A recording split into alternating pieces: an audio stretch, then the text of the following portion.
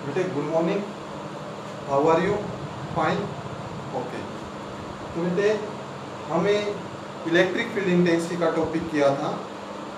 Axial line के ऊपर electric field intensity की वैल्यू कितनी आई थी? 2p/4πε0 r3। और इक्वेटोरियल लाइन पर इलेक्ट्रिक फील्ड इंटेंसिटी की वैल्यू कितनी आई थी? p/4πε0 r3। ये वैल्यू आई थी, हमने सॉल्व भी किया इसको। बेटे अब हमें निकालना है electric field due to dipole at any point. Dipole के कारण इलेक्ट्रिक फील्ड कैलकुलेट करना है और किसी भी पॉइंट के ऊपर कैलकुलेशन करनी है, ना वो एक्सियल लाइन पे और ना वो इक्वेटोरियल लाइन पे। तो इसके लिए हमारे पास बेटे ध्यान से समझना, एक माइनस क्यू और एक प्लस क्यू डाइपोल है, ए और बी। ए और बी डाइपोल है और डिस्टेंस कितना होता है बेटे? ए बी के बीच में डाइपोल का डिस्टेंस हम कितना ले लेते हैं? 2a डिस्टेंस ले लिया, ठीक है। हमें यहाँ P पॉइंट पर कैलकुलेशन करनी है इलेक्ट्रिक फील्ड इंटेंसिटी की। तो ना तो ये एक्सियल लाइन पे और ना ये इक्वेटोरियल लाइन पे। तो ये यहाँ पर O है बेटे। यहाँ पर डाइपोल मोमेंट जो बनेगी, इलेक्ट्रिक डाइपोल मोमेंट जो बनेगी, वो किधर से किधर बनेगी? नेगेटिव चार्ज से पॉजिटिव चार्ज होगी उसकी डायरेक्शन, तो माइनस से प्लस क्यों रहेगी ये। तो देखो ये पॉइंट P जो है, ये पॉइंट P यहाँ पर कितना एंगल बना रहा है? Point P is at angle theta, at an angle theta. कितना एंगल बना रहा है? थीटा एंगल बना रहा है। तो भाई देखो ये हमारा जो P डाइपोल था ना, इस P डाइपोल को हम क्या करते हैं, हमने इसको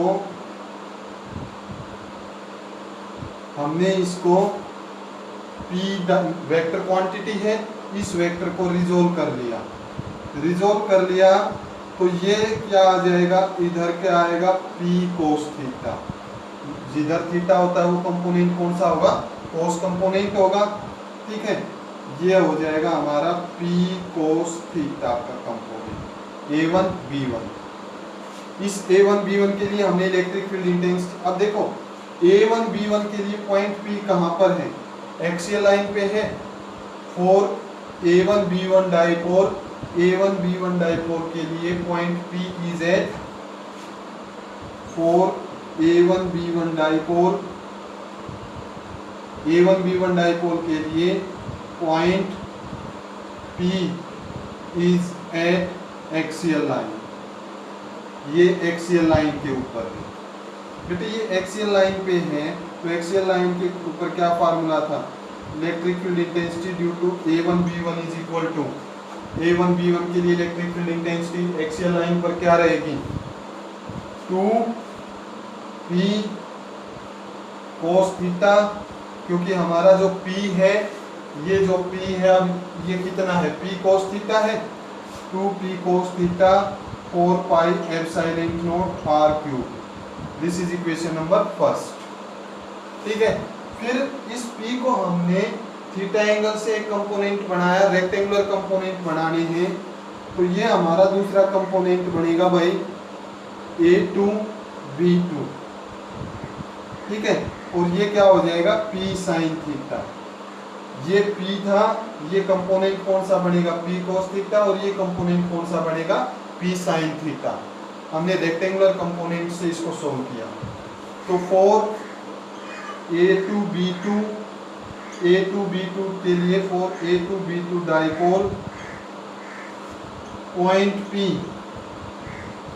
इज ऑन या इज एट इक्वेटोरियल लाइन। कहाँ पर है ये भाई? इक्वेटोरियल लाइन पर। इक्वेटोरियल लाइन के ऊपर है। तो इक्वेटोरियल लाइन का क्या फार्मूला है? P/4πε0 r3। Electric field due to A2 B2 will be P/4πε0 r3। और P के साथ क्या है? Sine theta. ये इक्वेशन आ गई हमारी सेकंड। क्लियर हुआ भाई यहाँ तक? ठीक है। फिर हम बात करते हैं इलेक्ट्रिक फील्ड इंटेंसिटी हमारी कैसी क्वांटिटी है। इलेक्ट्रिक फील्ड इंटेंसिटी एक वेक्टर क्वांटिटी है। Electric field intensity vector quantity है, तो इसके लिए मैं इसको यहाँ पर लिख रहा हूँ बेटा, आपको दिखाई नहीं दे रहा है। यहाँ पर नोट करता हूँ, electric field due to A2 B2 will be, इस A2 B2 के लिए ये पॉइंट P कहाँ पर है, इक्वेटोरियल लाइन पे है। इक्वेटोरियल लाइन पे है तो P by 4 pi epsilon naught R cube, और P के साथ क्या है साइन थीटा, साइन थीटा। ये क्या हो गई हमारी इक्वेशन नंबर 2 हो गई। ठीक है, अब हम बात कर रहे थे डायरेक्शन की, तो कितनी डायरेक्शन ये यहाँ पर रहेगी। तो डायरेक्शन के लिए क्या करेंगे भाई, देखो एक्सियल लाइन के ऊपर हमारा नेट इलेक्ट्रिक फील्ड ये आया था अवे, ठीक है, अवे आया था। This is direction of electric field A1 B1। अगर ध्यान है तो बेटे, जिसने रिवाइज किया उसके ध्यान होगा कि ओवरऑल इलेक्ट्रिक फील्ड देखो, हमने एक एरो ये इधर लगाई थी माइनस क्यू के कारण, और एक एरो प्लस क्यू के कारण जो कि दूर गई थी। ठीक है, ओवरऑल इलेक्ट्रिक फील्ड की डायरेक्शन अवे आई थी। ठीक है, फिर इसके बाद इक्वेटोरियल लाइन के लिए ये ध्यान रखना बेटे, डायरेक्शन हमेशा किधर होगी, ऑलवेज टुवर्ड्स नेगेटिव चार्ज। तो ये डाइपोल था अब हमारा, इस डाइपोल A2 B2 के लिए ये पॉइंट P इक्वेटोरियल पर था, और A2 पर कैसा चार्ज है माइनस क्यू, और B2 पर कैसा चार्ज है प्लस क्यू। तो this is electric field intensity due to A2 B2। समझ में आ गया, क्लियर हो गया? ओके बेटे, अब इलेक्ट्रिक फील्ड कैसी क्वांटिटी है, वेक्टर क्वांटिटी है। तो दो वेक्टर, इनके बीच में एंगल कितना 90 डिग्री, तो इनका रिजल्टेंट जो इलेक्ट्रिक फील्ड इंटेंसिटी है वो कितनी बनेगी, electric field intensity due to A1 B1 का square plus electric field intensity due to A2 B2 का स्क्वायर। ठीक है भाई, वैल्यू पुट कर दो बस। Electric field intensity is equal to A1 B1 कितनी वैल्यू आई, ये देखो, ये रही 2p cos theta by 4 pi epsilon naught R cube, और इसका क्या है स्क्वायर है, प्लस E A2 B2 के कारण कितनी वैल्यू आई, p sin theta 4 pi epsilon naught R cube, इसका स्क्वायर अंडर द रूट। सिर्फ हमने इस फार्मूले में वैल्यू पुट की है। ठीक है, वैल्यू पुट की, सॉल्व कर लो बेटे इसको। जब हम इसको सॉल्व करेंगे इलेक्ट्रिक फील्ड इंटेंसिटी कितनी आएगी, यहाँ से P by 4 pi epsilon naught R cube का स्क्वायर कॉमन ले लिया। ठीक है, ये क्या बचेगा 4 cos square theta plus sine square theta under the root. ये इसमें से हमने कॉमन लिया है। ठीक है, P दोनों में है, स्क्वायर है, कैलकुलेशन P ले लिया, 4 pi epsilon not 4 pi epsilon naught R cube, square भी ले लिया। ठीक है, 2 का स्क्वायर 4 cos स्क्वायर थीटा, इसमें स्क्वायर करेंगे साइन स्क्वायर थीटा, स्क्वायर से ये रूट कैंसिल हो जाएगा। इसके लिए तो रहेगा P by 4 pi epsilon naught R cube 4 cos square theta plus sine square theta. ये इलेक्ट्रिक फील्ड इंटेंसिटी की वैल्यू आ गई। ठीक है, और इसको हम अगर फर्दर सॉल्व करना चाहें, आगे सॉल्व करना चाहें, तो इसमें से हम एक फार्मूला बनाते हैं P by 4 pi epsilon naught R cube. देखो हम इसको क्या लिख सकते हैं, 3 cos square theta plus cos square theta plus sine square theta लिख सकते हैं या नहीं लिख सकते। cos 4 cos स्क्वायर थीटा को क्या लिख सकते हैं, 3 cos square theta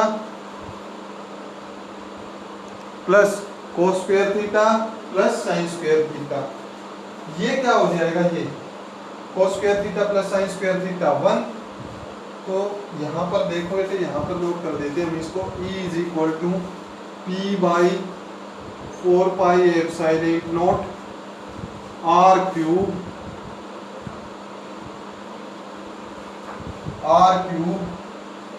3 cos square theta plus 1।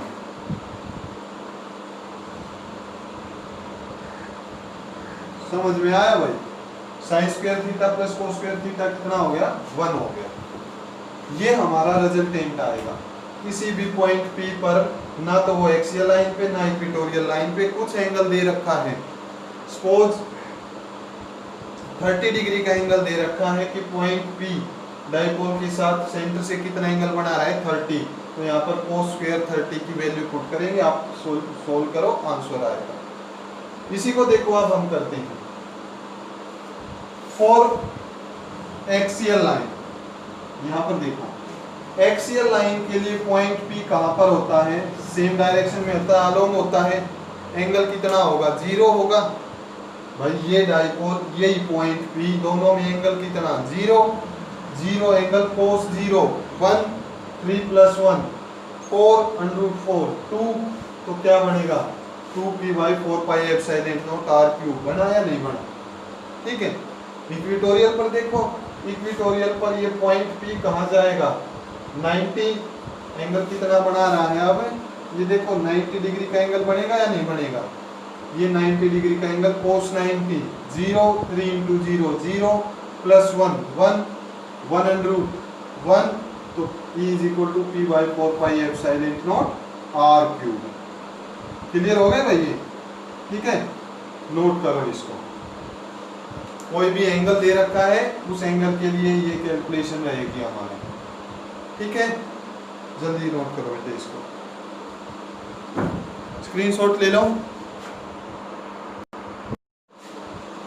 Okay बेटे, अब इसके बाद इलेक्ट्रिक फील्ड इंटेंसिटी ही हमें कैलकुलेट करनी है। इलेक्ट्रिक फील्ड इंटेंसिटी ही कैलकुलेट करनी है हमें on the axis of ring. Electric field intensity on the axis of ring, ring के एक्सिस पर।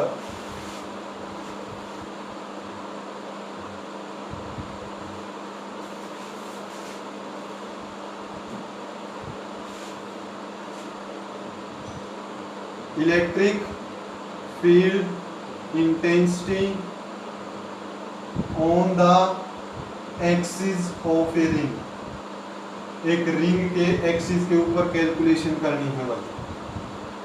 तो देखो रिंग के एक्सिस बेटे, ये हमारे पास एक रिंग है, ठीक है, ये इस तरह से रिंग है हमारे पास। अब समझना, इस रिंग को मैं ऐसे पुट कर रहा हूँ बोर्ड के ऊपर, ठीक है, ये इस तरह से,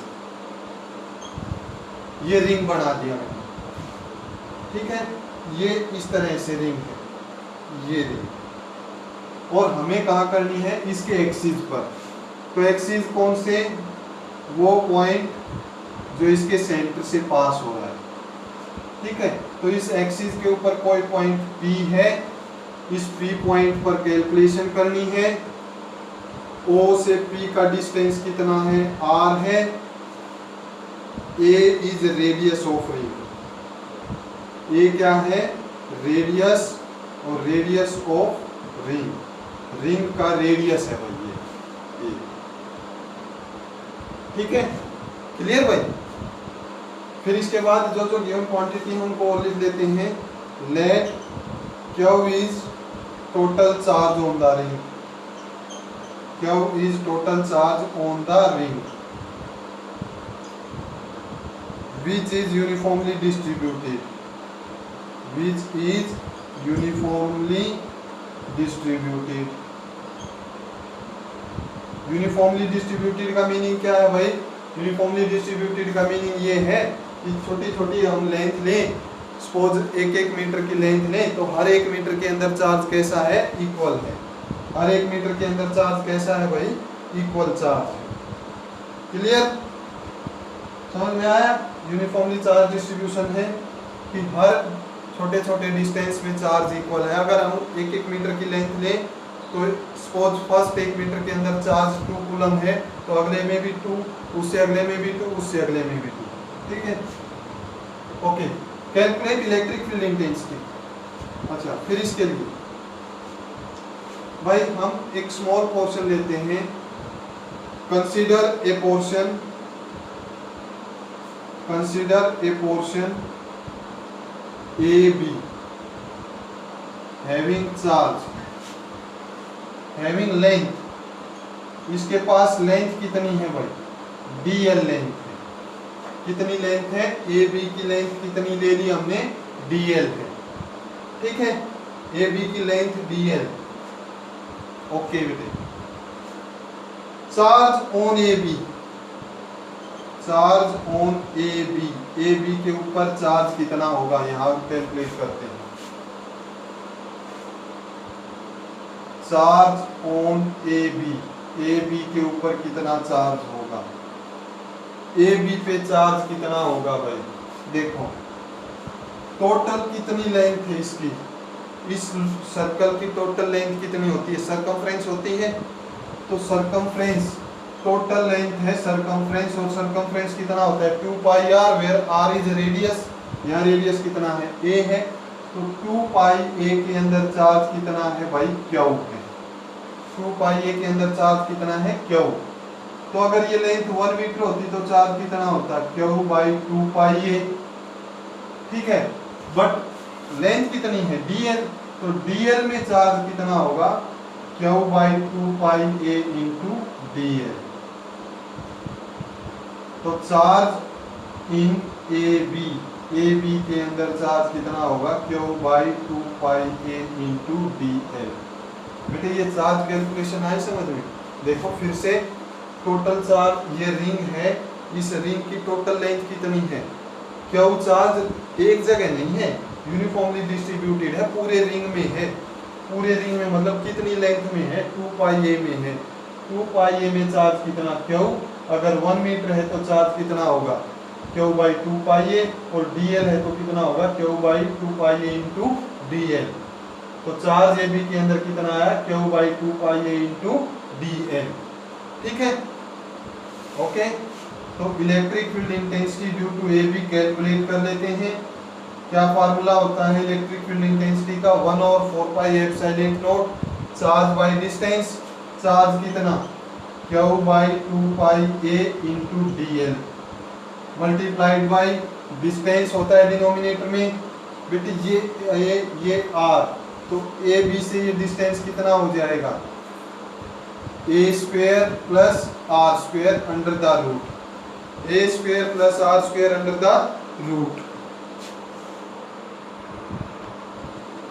ठीक है भाई, तो 1/4 pi epsilon naught charge divided by क्या होता है, डिस्टेंस का square, a square plus r square under the root, और इसका क्या है होल स्क्वायर, स्क्वायर से root cancel.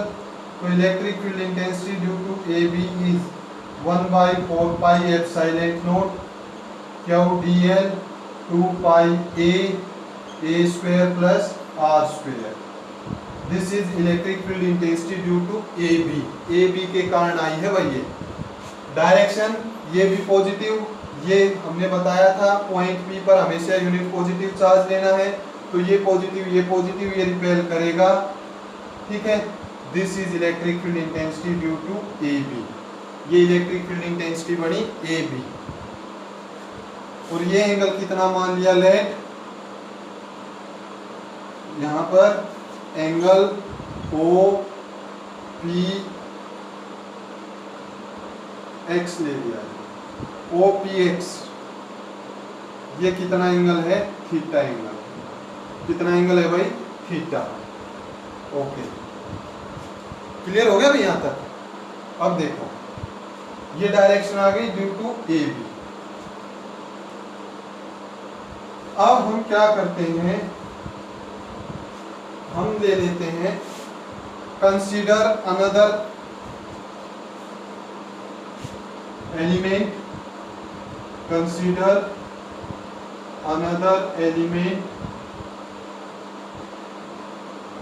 CD of length DL, जिसके अंदर लेंथ कितनी है, DL है भाई। ठीक है, जितनी ए बी की थी उतनी ही है। एंड चार्ज, और DL में चार्ज कितना होगा, DL लेंथ है तो चार्ज कितना होगा, Q by 2 pi a into DL। This is charge in DL length, जो इसमें चार्ज था वही उसमें चार्ज है। ठीक है भाई, ओके। तो इलेक्ट्रिक फील्ड इंटेंसिटी कैलकुलेट करो, सीडी के कारण कितनी होगी 1/4 pi epsilon naught, okay. Charge कितना q dl by 2 pi L, distance कितना a square plus r square, ये electric field intensity due to CD। Direction देखो भाई, ये पॉजिटिव, ये इसको ये लाइन ज्वाइनिंग कर रही है, तो this is electric field intensity due to CD। This will be electric field intensity due to CD के कारण इलेक्ट्रिक फील्ड इंटेंसिटी ये आ यहाँ बेटे 2 मिनट ध्यान से सुनना। ये पॉइंट P है, इससे एक इलेक्ट्रिक फील्ड इंटेंसिटी ऐसे आई, एक इलेक्ट्रिक फील्ड इंटेंसिटी ऐसे आई, एक इलेक्ट्रिक फील्ड इंटेंसिटी देखो ये पॉइंट P है, यहाँ से ऐसे गई, इधर भी जाएगी, इधर भी जाएगी, इधर भी जाएगी, इधर भी जाएगी। ठीक है, यहाँ इस पॉइंट से ये ऐसे इलेक्ट्रिक फील्ड इंटेंसिटी के पॉइंट्स निकलने वाले हैं, ये ऐसे। ठीक है, ये यहाँ से देखो, ये एरो नीचे गई, ये ऊपर गई। अगर हम यहाँ से ये रिंग मानो ये वाला यहाँ से लेंगे तो ये डायरेक्शन इधर जाएगी। ये जो पॉइंट है, ये रिंग ऐसे था, यहाँ इस पॉइंट के लिए डायरेक्शन ऐसे जाएगी, तो यहाँ से एरो निकलेंगी। ठीक है, और ये एरो कंटिन्यूसली आगे बढ़ती जाएंगी। Concept clear? ठीक है, तो भाई ये थीटा है, तो ये एंगल भी थीटा होगा। This is electric field intensity due to A B,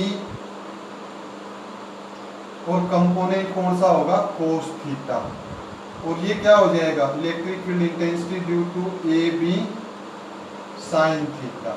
ये साइन थीटा के कारण ए बी को हमने रिजोल्व कर दिया। इसी तरह बेटे सी डी को करते हैं, तो ये एंगल थीटा होगा, फिर ये एंगल थीटा होगा, तो ये क्या बनेगा electric field intensity due to C D cos theta. ये हो जाएगा electric field intensity due to C D sine theta. ठीक है, C D A B electric field intensity due to C D 1/4 pi epsilon naught, A B के कारण 1/4 pi epsilon naught, Q D L 2 pi A square plus R square, दोनों का magnitude equal, direction opposite. ये क्या करेंगे cancel, तो all sin theta components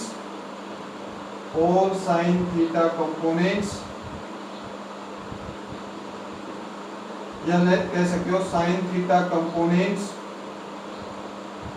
equal in magnitude but opposite direction, hence they cancel out। वो क्या करेंगे cancel हो जाएंगे। इसी में देखो बेटे cos थीटा कंपोनेंट में भी मैग्नीट्यूड तो इक्वल रहेगा, पर सभी की डायरेक्शन कैसी है, ए बी के कारण आ गई, सी डी के कारण भी यही आएगी, ई एफ के कारण भी यही आएगी, जी एच के कारण भी यही आएगी, तो सभी की डायरेक्शन सेम आएगी बेटे इसके अंदर। ठीक है, बट साइन थीटा में एक अपवर्ड आई तो एक डाउनवर्ड, एक लेफ्ट एक राइट आई तो दूसरी लेफ्ट आएगी, इसी कारण से ये कैंसिल हो जाएंगे। ठीक है, क्लियर हो गए बेटे?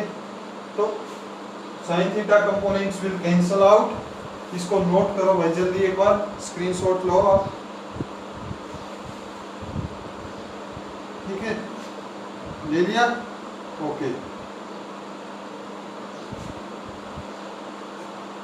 इंपॉर्टेंट है और ये एग्जाम में आया हुआ है भाई, और आपके यूटी में भी आने वाला है, ध्यान रखना। Hence, total electric field intensity will be due to cos theta component।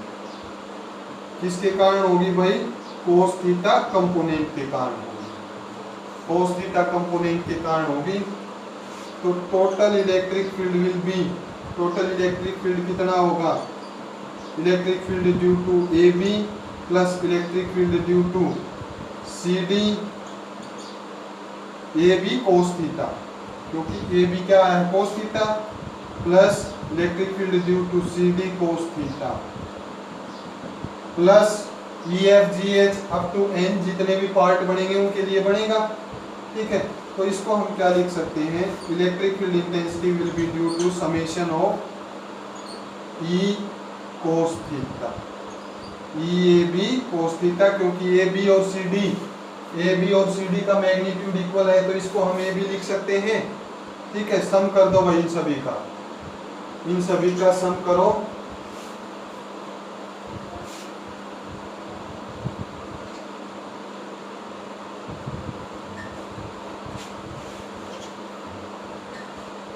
बेटे जब सभी का सम करेंगे हम तो ये आएगा, एक मिनट,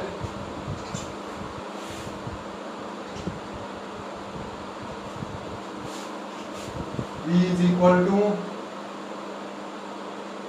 ई ए बी, कितना वैल्यू आई थी, अच्छा कितनी वैल्यू आई थी भाई, 1/4 pi epsilon naught Q D L by 2 pi A square plus R square, ये आया था इंटू कोस थीटा। बेटे कोस थीटा क्या होता है, कोस होता है बेस अपॉन हाइपोटेन्यूज, तो बेस कितना आर और हाइपोटेन्यूज कितना R by A square plus R square under the root. ठीक है, तो ये हो जाएगा E is equal to Q D L into R 4 pi epsilon naught 2 pi A square plus R square की पावर 3/2। एक तो ये थी भाई, और आधी ये थी, टोटल कितनी होगी 3/2। लेंथ dl, ये लेंथ टोटल कितनी हो सकती है, ये dl टोटल लेंथ कितनी हो जाएगी, इंटीग्रेशन ऑफ dl टोटल कितनी वैल्यू होगी, ये लिख लो स्मॉल इलेक्ट्रिक फील्ड DE। तो इंटीग्रेशन कर देते हैं, या समेशन कर रखा है, समेशन कर रखा है तो इसको रहने दो भाई, समेशन कर रखा है तो इसको रहने दो। सारी की सारी लेंथ को हमने क्या करना है, सम करना है। ठीक है, लेंथ कितनी हो सकती है, dl 0 से लेकर 2 पाई ए तक, dl कितनी कहां से कहां, dl इज इक्वल टू 0 से लेकर dl कितनी हो सकती है 2 पाई ए तक, तो E is equal to Q into 2 pi A into R into 4 pi epsilon naught 2 pi A square plus R square की पावर 3/2। 2 पाई ए से 2 पाई ए कैंसल, ये हो जाएगा Q are by 4 pi epsilon naught A square plus R square की power 3/2। बेटे एक formula तो ये आ गया हमारा। ठीक है, Q R 4 pi epsilon naught A square plus R square की पावर 3/2। फिर इसका स्पेशल केस करते हैं, इफ अगर ए आर से बहुत स्मॉल है, या r is very very larger than a, ये पॉइंट भी बहुत ज्यादा दूरी पर है, बहुत ज्यादा दूरी पर है, तो क्या करेंगे, नेग्लेक्टिंग ए को नेग्लेक्ट कर देंगे, तो E is equal to q are by 4 pi epsilon naught, a को नेग्लेक्ट करेंगे, आर स्क्वायर की पावर 3/2, इस आर से ये भी हो जाएगा। अच्छा चलो इसको लिखते हैं, Q are by 4 pi epsilon naught R cube, एक आर से ये भी कैंसिल हो जाएगा, Q by 4 pi epsilon naught R square, Q by 4 pi epsilon naught R square. बेटे ये फार्मूला कहाँ आया था, ये फार्मूला कहाँ आया था, अगर आपको ध्यान हो तो, electric field intensity due to single charge, क्या फार्मूला था सिंगल चार्ज के लिए, Q by 4 pi epsilon naught R square था। तो यहाँ से क्या कंक्लूजन निकलता है बेटे, यहाँ से ये कंक्लूजन निकलेगा कि हम अगर इलेक्ट्रिक फील्ड इंटेंसिटी लिए हुए हैं, एक रिंग के लिए कैलकुलेट कर रहे हैं, और उसके एक्सिस के ऊपर इलेक्ट्रिक फील्ड, एक रिंग है, उस रिंग पर चार्ज है, उस चार्ज के कारण electric field intensity P point पर हम कैलकुलेट करना चाहते हैं और वो पी पॉइंट बहुत ज़्यादा दूरी पर है, तो ये रिंग किसकी तरह बिहेव करेगा? This ring will behave like a single charge. जो टोटल चार्ज क्या था, जो डिस्ट्रीब्यूट हमने कर रखा था, वो किसकी तरह बिहेव करेगा? एक सिंगल चार्ज की तरह बिहेव करेगा। तो क्वेश्चन बनता है कंसेप्चुअल कि रिंग के ऊपर हमने क्या चार्ज दिया, ठीक है। तो अगर डिस्टेंस बहुत ज्यादा करते हैं, बहुत ज्यादा डिस्टेंस पर हमारी जो इलेक्ट्रिक फील्ड इंटेंसिटी है वो कितनी होगी? एक सिंगल चार्ज की जितनी होगी या नहीं होगी, ठीक है। तो बेटे ये आपका टॉपिक था, इसको ध्यान से आपको करना है। Thank you, have a nice day. Okay.